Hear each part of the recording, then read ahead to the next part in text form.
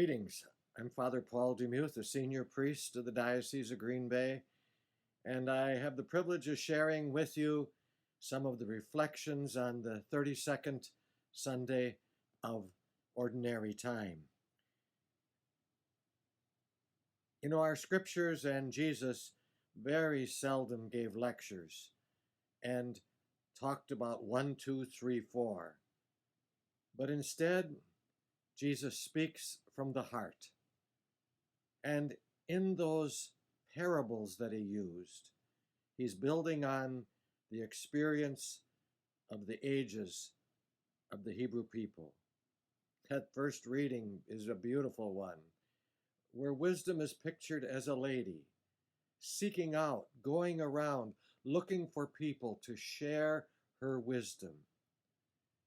And then in our second reading, Paul tells us, as he told the Thessalonians, you know, at the end of time, whether you're alive or dead, the Lord still seeks to have you be with him.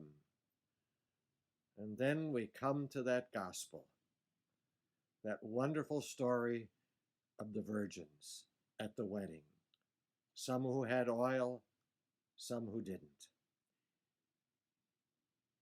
As I read over these readings, a living homily was rattling around my head, because last week, among all the horrors of the Israeli-Palestinian war, a 78-year-old woman who had been captured by Hamas was being let go. We suspect that she had spent her days living in the tunnels in Gaza, and then brought to freedom in a pickup truck. And as this senior Jewish woman was being let out of the back end of the pickup truck, she extended her hand to her guard. She looked at him and very silently but distinctly said 3 times, "Shalom, shalom, shalom." I doubt that this was a spontaneous thing that she did, but in her decades of living, this woman had learned what it meant to be a person of peace, to be a person of forgiveness, to be a person of love. Not many homilies match up to that kind of a simple action. That is truly a gift from the Lord. And I believe that if there is going to be peace in Israel and with the Palestinians, in the Ukraine with the Russians, in Sudan and in so many other trouble spots, it's probably not going to come because guns won, but because there were enough wise people who finally said, "Shalom, peace, reach out and grasp one another by the hand."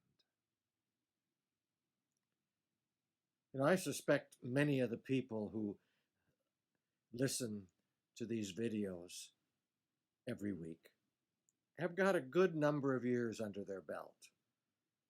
Some of us are called older or old. You know, and thank heavens for that. I rejoice in the years that the Lord has given me, because it's giving me a chance to move from just being smart at times, but actually to gain a little bit of experience and wisdom, which I hope I can share. Every now and then, a young person will just amaze us because they are saying something or doing something that we call wise beyond their years, and that's a blessing. But folks, it's the years that we live open to the Spirit that, like that 78-year-old woman, enable us to share it step by step, day by day, in stories, in gestures, in simple words. I pray that you and I can have oil in our lamps to be able to keep burning brightly the faith and the gift of life that we have in the midst of darkness. And I pray that we can spread the light of Christ. It doesn't come easy. Look at the price that Christ paid. But how wonderful it is when we don't hold it in and when we give that example. So we can share it with each other of our own age, but we can also share it with the many, many people who are younger, in our families and our friends, among our friends, among the kids we casually meet. What a gift, this wisdom. Perhaps at the next time you gather for worship and there's a sign of peace, maybe you should simply, with that woman, turn to the person next to you and say, Shalom, Shalom, Shalom. May there be peace in our world, in our families, in our church, in our society, and in our homes. My friends, Shalom, peace be with you.